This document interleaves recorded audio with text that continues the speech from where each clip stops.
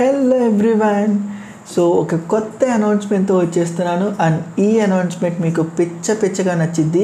So announcement ఏంటి అంటే, ఇప్పటిదాకా మనము డిఎస్ఏ మీద ఫోకస్ చేస్తున్నాము. దాని మీద కొన్ని ప్లేలిస్ట్ ఉన్నాయి అండ్ సపరేట్గా ఈచ్ అండ్ ఇండివిజువల్ టాపిక్కి ప్లేలిస్ట్ ఉన్నాయి. ప్రాజెక్ట్స్కి మనం ప్లేలిస్ట్ పెట్టుకున్నాము అండ్ అలా లైవ్ సెషన్స్కి ప్లేలిస్ట్ పెట్టుకున్నాం కదా.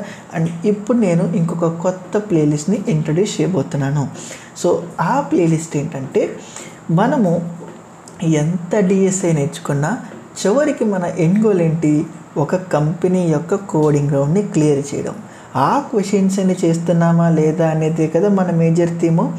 సో అందుకే నేను ఈ ప్లేలిస్ట్లో ఏం చేయబోతున్నాను అంటే, ఓవరాల్ అంటే మీరు చాలా కంపెనీస్కి లైక్ థర్డ్ ఇయర్ కానీ ఫోర్త్ ఇయర్ కానీ అయ్యి ఉంటే ఎన్నో కంపెనీస్కి లైక్ కోడింగ్ రౌండ్కి అటెంప్ట్ చేస్తూ ఉంటారు కదా. సో ఎవరైతే అలా చేశారో వాళ్ళు మీకు గుర్తున్నంత వరకు ఏ క్వశ్చన్ అయితే అక్కడ చూశారో ఆ క్వశ్చన్ని మోస్ట్లీ కామెంట్స్ రూపంలో పెట్టడానికి ట్రై చేయండి. సో ఆ క్వశ్చన్స్ నేను పిక్ చేసుకొని దాన్ని ఎలా సాల్వ్ చేయాలి అనేది చెప్తాను. ఓకే, సో దట్ ఎవరైతే ఆల్రెడీ డిఎస్ఏని నా ప్లేలిస్ట్లో ఉండి ప్రిపేర్ అవుతున్నారో ఆ క్వశ్చన్స్ని కానీ సాల్వ్ చేస్తే వాళ్ళకి ఇంకా బూస్టప్ వస్తుంది. ఓకే, నేను కోడింగ్ రౌండ్ని క్లియర్ చేయగలను, కంపెనీస్ యొక్క కోడింగ్ రౌండ్ని క్లియర్ చేయగలను అనే కాన్ఫిడెన్స్ వస్తుంది కదా. సో అందుకే ఈ మేజర్ రీజన్ వల్లే నేను ఆ ప్లేలిస్ట్ని లైక్ ఈ ఏదైతే మన కంపెనీ కోడింగ్ గ్రౌండ్ సిరీస్ ఉందో ఆ సిరీస్ని స్టార్ట్ చేయబోతున్నాను. బట్ కామెంట్ చేసే ముందు ఆ క్వశ్చన్ని కొన్ని చిన్న రూల్స్ పెట్టుకుందాం మనం. ఎందుకంటే ఎలాంటి కాపీరైట్ ఇష్యూస్ రాకూడదు, ఎలాంటి ఎన్డిఏ ఇష్యూస్ రాకూడదు కదా. సో నువ్వు ఏదన్నా కంపెనీ క్వశ్చన్ని పెట్టే ముందు don't mention that company name. అసలు కంపెనీ నేమే నువ్వు మెన్షన్ చేయొద్దు. ఓకే, అండ్ ఇంకోటి ఏంటి, నీకు ఇంట్రెస్ట్గా ఉంటే లైక్ ఆ క్వశ్చన్ ఎలాగో పెడతావు కాబట్టి you can attach what the package it was. Like నువ్వు ఎంత ప్యాకేజీకి రాసావు అనేది పెట్టు. సో దట్ ఆ ప్యాకేజ్ బట్టి కూడా వేరే వాళ్ళకి ఎప్పుడైతే ఆ క్వశ్చన్ నేను సాల్వ్ చేసినప్పుడు చూస్తారో ఓకే ఆ క్వశ్చన్ కొంచెం ఓకే ఈ రేంజ్లో ఈ క్వశ్చన్స్ని అడుగుతున్నారు, ఈ ప్యాకేజ్ రేంజ్లో ఈ క్వశ్చన్స్ని అడుగుతున్నారు, మనం ఇలా మైండ్ సెట్ని ఫిక్స్ చేసుకోవాలి అనేది క్లారిటీ వస్తుంది. వేరే వాళ్ళకి కూడా చాలా హెల్ప్ అవుతుంది. ఓకే, అండ్ ఇంకొక మోస్ట్ ఇంపార్టెంట్ థింగ్ ఏంటి అంటే, క్వశ్చన్ను యాజ్ ఇట్ ఈజ్గా అసలు పోస్ట్ చేయొద్దు. ఓకే, వాళ్ళకి మేబీ కొన్ని టైమ్స్ కంపెనీ వాళ్ళు ఇంటర్నల్గా తీసుకొని what ever the coding question ఉందో అది బయట పబ్లిష్ చేయకపోవచ్చు. ఎందుకంటే వాళ్ళు నెక్స్ట్ టైం రిక్రూట్మెంట్ కూడా అదే కోడింగ్ క్వశ్చన్ని ఇది చేయొచ్చు. But we can take that as a reference అనమాట. సో ఎలా నువ్వు పోస్ట్ చేయొచ్చు అంటే, సపోజ్ ఎగ్జాంపుల్గా ఒక చిన్న క్వశ్చనే చెప్తా. ఏంటి అంటే, కంపెనీ క్వశ్చన్స్ ఎలా ఇస్తాడు, ఒక రియల్ టైమ్ ఎక్స్పీరియన్స్ని ప్రొవైడ్ చేయడానికి ఇంత మ్యాటర్ ఇస్తాడు. అవునా, ఆ మ్యాటర్ ఏమై ఉండొచ్చు చూడు. సపోజ్ ఒక పర్సన్ ఉంటే ఎక్స్ అనే పర్సన్కి చాలా నెంబర్స్ని కలెక్ట్ చేయడం ఇష్టము, కానీ ఆ ఎక్స్ అనే పర్సన్కి మల్టిపుల్ వచ్చినా కానీ వాడు కలెక్ట్ చేసుకోడు. సో యూనిక్గా ఉన్నదాన్ని కలెక్ట్ చేసుకొని పెట్టుకుంటాడు. తనకి అలాంటి వాటిని కలెక్ట్ చేసుకోవడం అంటే హాబీ అన్నట్టుగా చెప్తాడు. Maybe you can think in terms of currency అనమాట. ఒక్కొక్క కంట్రీ కరెన్సీని ఇట్లా తీసుకోవడం ఇష్టము అన్న బేసిస్ మీద చెప్తాడు. కానీ ఏంటికొచ్చేసరికి ఆ క్వశ్చన్ ఏంటి, సింపుల్గా I will be given one అరే, అందులో డూప్లికేట్ ఎలిమెంట్స్ని ఇచ్చేయి, యూనిక్ ఎలిమెంట్స్ని ఇచ్చేయి. అదే కదా స్ట్రైట్ ఫార్వర్డ్ క్వశ్చను. సో నువ్వు ఆ స్ట్రైట్ ఫార్వర్డ్ థింగ్ని కామెంట్ బాక్స్లో పెట్టు. అంటే క్వశ్చన్ ఇలా, సో కంపెనీ నేమ్ని నువ్వు ఎలాంటి పోస్ట్ చేయొద్దు, జస్ట్ నీకు ఇంట్రెస్ట్ ఉంటే ఆ కంపెనీ ప్యాకేజ్ అంతా, ఆ క్వశ్చన్ డిస్క్రిప్షన్ ఏంటి, నువ్వు ఈ ఎంటైర్ ఎలాబొరేటెడ్ ఎక్స్ప్లెనేషన్ వచ్చు.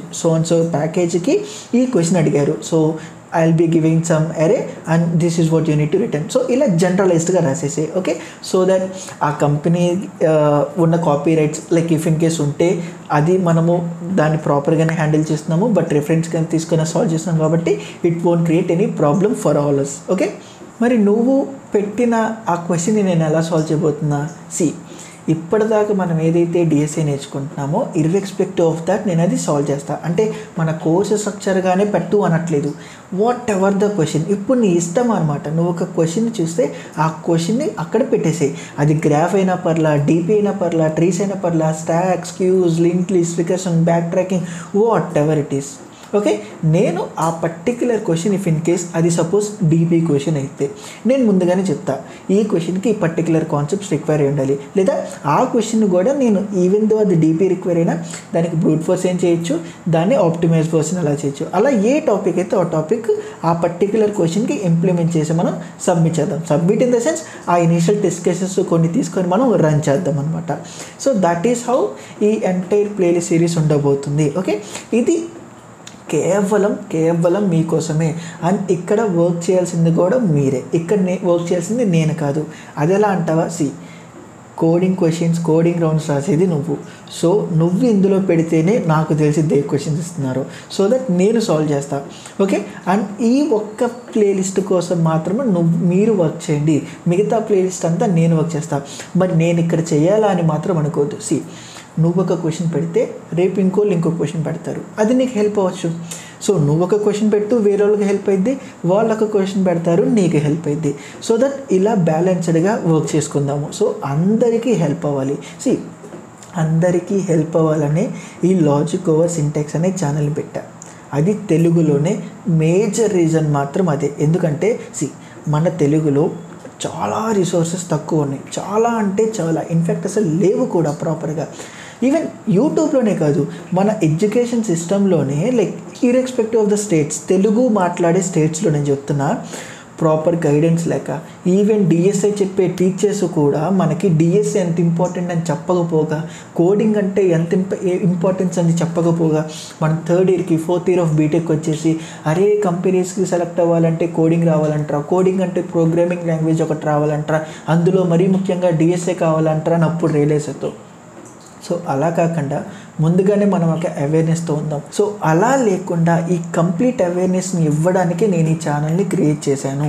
సో మనందరం వర్క్ చేద్దాం దీని మీద. ప్రతి ఒక్కరికి ఏదైతే మనం ఆ ల్యాక్ ఆఫ్ రిసోర్సెస్ ఉందో అది లేకుండా ఇంకొంచెం బెటర్గా అవైలబుల్గా అయ్యేలాగా చూసుకుందాం. అండ్ ఆ కంపెనీ క్వశ్చన్ కూడా చిన్నదేమో, మరీ చిన్నదేమో, పెద్దదేమో ఇట్లాంటి ఆలోచించద్దు. ఈవెన్ 1 లైన్ స్టేట్మెంట్ ఉన్నా కానీ నువ్వు డెఫినెట్గా అది పోస్ట్ చెయ్యి, అస్సలు మొహమాటం పడద్దు. ఎందుకంటే అది చిన్నదైనా కూడా ఎవరైతే అది సాల్వ్ చేయగలుగుతున్నారో వాళ్ళకి ఇంకొంచెం కాన్ఫిడెన్స్ వస్తుంది. అరే నేను కూడా చేయగలుగుతున్నానే, ఓకే నాకు కూడా కొంచెం కాన్ఫిడెన్స్ పెట్టుకోవచ్చు, నేను కూడా కంపెనీని క్రాక్ చేయొచ్చు అనే ఆ హ్యాపీనెస్ ఉంటుంది. సో అందుకోసం మాత్రమే మరీ చెప్తున్నాను, చిన్నదా పెద్దదా మీడియందా అని మాత్రం అస్సలు ఆలోచించద్దు. ఓకే, కన్ఫామ్గా నువ్వు పెట్టేసాయి. ఇఫ్ ఇన్ కేస్ నువ్వు మొత్తం గుర్తుపెట్టుకోగల డిస్క్రిప్షన్, ఆ మేజర్ థింగ్ ఇది గుర్తుపెట్టుకో, మిగతాదంతా మనం నేను చూసుకుంటా, పైన ఏదైనా మిస్ అవుతుందా అనేది నేను చూసుకొని దాన్ని బట్టి నేను క్వశ్చన్ని ఖచ్చితంగా సాల్వ్ చేస్తాను.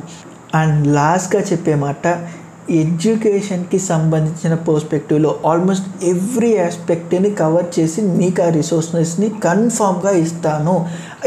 ఇట్స్ నాట్ ఓన్లీ అబౌట్ బీటెక్లో ఉన్న కోర్ సబ్జెక్ట్స్. అఫ్కోర్స్ నీకు బీటెక్లో ఉన్న కోర్ సబ్జెక్ట్స్ ఇంపార్టెంట్ ఇవి చెప్పాలంటే వన్స్ డేస్ అయిపోయిన తర్వాత I can teach you, it's not a big deal for me. కానీ అవే కాదు, నీకు ఏదైతే ఎడ్యుకేషన్ పర్స్పెక్టివ్లో రియాలిటీ అనే అవేర్నెస్ ఉండాలో దాన్ని నేను ఖచ్చితంగా ఇస్తాను. And I'm planning for that. Okay, but అఫీషియల్గా I'm not going to do any announcement for that, but డెఫినెట్గా నేను ఫ్యూచర్లో ఇవ్వబోతున్నాను. సో నాకు నీ నుంచి కావాల్సిందల్లా సపోర్ట్.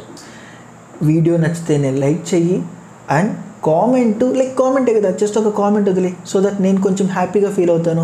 అండ్ సబ్స్క్రైబ్ చేసుకోవడం మర్చిపోవద్దు.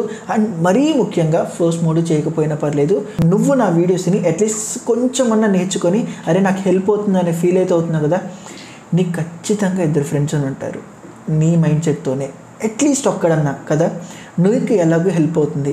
ఆ ఇద్దరికి షేర్ చేయి, వాళ్ళని కూడా వినిపించేలాగా చూడు. వాళ్ళు వినకపోవచ్చు ఫస్ట్లో, కానీ నువ్విని వాళ్ళకి చెప్పి నేను ఇలా కవర్ చేశా, ఇంత కవర్ చేశానంటే ఏదో ఒక రోజు వాడు కూడా మాట్లాడు కదా, వాళ్ళకు కూడా హెల్ప్ అయింది కదా. సో నీ నుంచి నేను కోరుకునేది ఆ చిన్నది మాత్రమే, మిగతాదంతా నాకు వదిలి నేను ఖచ్చితంగా నీకు ఆ రిసోర్సెస్ని కన్ఫామ్గా ఇస్తాను. And I'm planning for that only. Okay, so ఈ వీడియోకి అయితే అంతే. సో అలా మనం ఈ కొత్త ప్లేలిస్ట్ని స్టార్ట్ చేయబోతున్నాం. మనం మళ్ళీ చెప్తున్నాను, ఈ ప్లేలిస్ట్ అంతా నీ మీద డిపెండ్ అవుతుంది అండ్ మీ మీదే డిపెండ్ అవుతుంది.